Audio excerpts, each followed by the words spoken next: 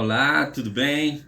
Nós vamos começar hoje com mais uma parábola da série Parábolas de Jesus do nosso curso, aqui no Cantinho do Obreiro. E nós vamos estar trabalhando na 22ª aula, a parábola do bom samaritano, que se encontra em Lucas, no capítulo 10, versículo 30 a 37. Eu gostaria de incentivar você a ir até o final. No final desse texto, nós temos lições para as nossas vidas e você vai entender vários fatos que acontecem no discernimento dessa parábola durante toda a lição. Quero também dizer para você que se você não é inscrito no canal, se inscreva, dê o seu joinha. Ao final nós vamos estar presenteando você com um e-book com todas as parábolas de Jesus. Amém, queridos? E aperte o sinalzinho, o sininho, né, para que você receba os avisos das aulas que estão sendo disponibilizadas para você, ok? Então, vamos lá. Lucas capítulo 10, versículo 30 a 37. Diz assim: Em resposta, disse Jesus: Um homem descia de Jerusalém para Jericó quando ele caiu nas mãos de assaltantes. Estes lhe tiraram as roupas, espancaram e deixaram-o quase morto. Aconteceu que estava descendo pela mesma estrada um sacerdote. Quando viu o homem, passou pelo outro lado. A mesma coisa fez um levita, que passava no lugar também, e passou pelo outro lado. Mas vinha um samaritano, e este de viagem chegou e viu tudo que estava acontecendo com aquele rapaz e socorreu o rapaz, né? Teve piedade dele. Aproximou-se, fachou-lhe as feridas, derramou-lhe neles óleo, vinho e óleo, depois colocou sobre o seu próprio animal e levou-o para uma hospedaria e cuidou dele. No dia seguinte, deu 2 denários ao hospedeiro e disse-lhe: Cuide dele, quando voltar lhe pagarei todas as despesas que você tiver. Qual destes 3 você acha que foi o próximo do homem que caiu nas mãos do assaltante? Essa é a pergunta de Jesus. Aquele que teve misericórdia dele, respondeu o perito na lei. Jesus lhe disse: Vai e faça o mesmo. Nós vamos ver que essa parábola ela se encontra exclusivamente no livro de Lucas, no Evangelho de Lucas, e ela vai falar sobre a prática do amor e o cuidado com o próximo. A parábola de Jesus, ela fala desse homem que descia de Jerusalém para Jericó. No caminho ele acaba sendo surpreendido por ladrões que lhe roubam tudo, lhe batem, deixam ele no chão. Depois vem um sacerdote, passa de lado, o levita passa de lado, vem um samaritano, né, que era uma pessoa que não era bem vistas pelos judeus, pelos sacerdotes, pelos levitas, mas ele age, né, com misericórdia e cuida daquele homem, leva ele para uma hospedaria, vai, sai, deixa recomendado que voltaria e que se o dono da hospedaria tivesse gastos com aquele rapaz, ele assumiria tudo, né, e pagaria o que fosse gasto. E a gente vê que tudo isso acontece devido a um questionamento, né, de um doutor da lei que vai e questiona Jesus. E isso significa que aquele homem ele era um estudioso da Bíblia, do Antigo Testamento. O doutor da lei ele vai perguntar a Jesus acerca do que faria para herdar a vida eterna. E Lucas deixa claro que ele não fez essa pergunta por ignorância, mas porque ele queria testar Jesus. Veja só, o doutor da lei querendo testar Jesus. E Jesus ele reage àquela pergunta do estudioso com uma outra pergunta muito inteligente. O que está escrito na lei? Com isso, Jesus indicou que ele não estava ensinando uma nova doutrina. Na verdade, ele estava apontando para os princípios básicos da lei que aquele homem conhecia. O doutor da lei respondeu à pergunta de Jesus recorrendo a Deuteronômio, capítulo 6, versículo 5, Levítico 19, 18, quando diz: Amarás o Senhor teu Deus de todo o teu coração, com toda a tua alma, de todas as tuas forças, de todo o teu entendimento, e amarás o teu próximo como a ti mesmo. Então Jesus disse ao doutor da lei que ele havia respondido corretamente, estava tudo certinho. Bastava então ele fazer isto e ele obteria a vida eterna. A resposta de Jesus se harmoniza com o ensino bíblico de que a lei é santa e que a obediência perfeita ela resulta em vida eterna. O apóstolo Paulo fala em Romanos capítulo 7, versículo 12, em Gálatas capítulo 3, versículo 12. O problema é que enquanto a lei é espiritual, o homem é carnal e é vendido ao pecado. O estudioso, ao invés de reconhecer a sua condição de incapacidade diante da lei de Deus e clamar por misericórdia, por não ser capaz de cumpri-la com perfeição, ele tentou se justificar. Para tanto, ele fez mais uma pergunta: quem é o meu próximo?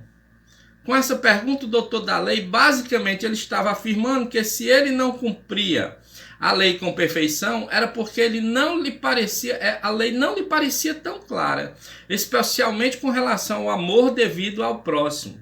Foi nesse momento que Jesus introduziu a parábola do bom samaritano.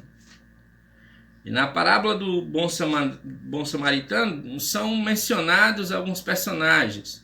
São 5 personagens principais, com exceção dos ladrões. São elas o homem que foi assaltado, o sacerdote, o levita, o samaritano e o dono da hospedagem. Obviamente, dentre todas essas pessoas, o bom samaritano ele é a figura central dessa parábola. Jesus não diz nada acerca do homem que foi assaltado. Ele é uma figura anônima. Não se sabe sua ocupação, sua condição social, sua nacionalidade, nem o objetivo de sua viagem. Tudo que se sabe é que ele foi cercado pelos ladrões que o deixaram quase morto. O sacerdote e o levita, que descia pelo caminho, muito provavelmente estavam indo para as suas casas. Em Jericó moravam muitos sacerdotes e levitas. Depois que eles terminavam suas ocupações no serviço religioso, eles partiam de Jerusalém para Jericó. Os sacerdotes eles eram ministros da adoração em Israel. Eles desempenhavam várias funções como intermediários entre Deus e os homens. E os levitas, por sua vez, eram os seus auxiliares no serviço do templo. O samaritano ele é descrito por Jesus como aquele que fez o que deveria ser feito. Na mentalidade de um judeu, isso não era algo comum. Os samaritanos não eram um povo simpático aos judeus e vice-versa. A antipatia entre samaritanos e judeus remontava a tempos muito antigos, desde o Antigo Testamento. Os judeus eles consideravam os samaritanos como um povo mestiço, uma mistura. Eles tinham erguido seu próprio templo no Monte Gerizim e seguiam como escritura somente o Pentateuco. Flávio Joséfo diz que certa vez os samaritanos profanaram a área do templo para impedir que os judeus comemorassem a Páscoa. Nas sinagogas judaicas, os samaritanos eram amaldiçoados, inclusive os judeus pediam a Deus que excluíssem os samaritanos da vida futura. Veja bem como era a relação entre samaritanos e judeus. Então, Jesus utilizou uma cena muito real da sua época com essa parábola. Uma viagem de Jerusalém a Jericó, distância entre Jericó e Jerusalém era de aproximadamente 27 quilômetros. Para esse percurso ele apresentava um declive acentuado a cerca de em torno de uns 1.200 metros. Isso significa que a estrada que liga Jerusalém a Jericó passa por terrenos acidentados e montanhosos. No tempo de Jesus era considerado perigoso viajar por esse caminho. Havia muitos rochedos e buracos. Os criminosos se aproveitavam das dificuldades geográficas do local para fugirem, e se esconderem para poder assaltar e causar danos à vida das pessoas que passavam ali. Quando um bando de ladrões ele ataca uma pessoa, dificilmente ele consegue escapar nessa situação. Foi isso que aconteceu com o homem. Quando a figura do sacerdote desponta na parábola, inicialmente parece ser uma indicação de que vai acontecer alguma coisa boa. Naturalmente esperava-se que um homem considerado santo ajudasse o coitado que estava ferido. Mas ele passou direto, preferiu seguir pelo lado oposto da estrada. Para ele, quanto mais longe, melhor. Não havia nenhuma justificativa para o comportamento daquele homem. É verdade que a lei, ela lhe proibia de tocar num cadáver. Se isso acontecesse, ele se tornaria cerimonialmente impuro. Mas o homem não estava morto. Além disso, o sacerdote não estava indo para o templo, mas para a sua casa. Quando o levita aparece na parábola, ele também não prova ser melhor do que o sacerdote. Ambos tinham falhado em cumprir um dos requisitos mais imperativos e fundamentais da lei de Deus. Eles não demonstraram amor e misericórdia para os necessitados. Deus havia ordenado que os israelitas fossem misericordiosos, até mesmo para com os estrangeiros e inimigos. Por fim, Jesus introduz a figura do samaritano. Naquele contexto, na visão de judaica, um samaritano naquela cena seria a consumação da desesperança. Não era raro que alguns deles retribuíssem ódio por ódio, mas foi justamente o samaritano que demonstrou compaixão. Ele viu um ser humano que estava em dificuldade, que estava ferido, e foi lá e ajudou e fez o seu papel. A parábola do bom samaritano tem sido alvo de diversas interpretações, queridos. Interpretações fantasiosas desde os primeiros séculos. Já existiam interpretações alegóricas que acabavam ou acabam ainda hoje distanciando essa parábola do seu verdadeiro significado, né? E o significado da parábola do bom samaritano fica claro diante da pergunta que precede a narrativa de Jesus: quem é o meu próximo?